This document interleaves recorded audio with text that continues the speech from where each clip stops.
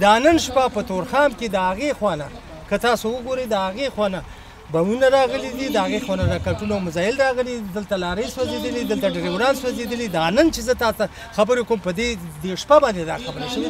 دې کې 4 دانې موټر سوځېدلي دي، دا هم د ټول د 4 واړه د افغانانو دي.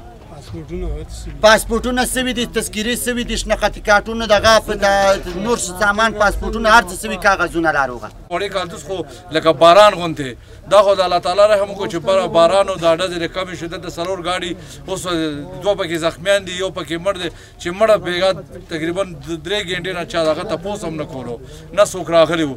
هغه نه پس حکومت راغی، موږ د یونین والا نه او د حکومت نه دا خواست دی چې دا خپل مسایل حل کړي. دا غریبانان دي کې د چا ګاډي پکې شتون دي، د چا خپل دي نه دي.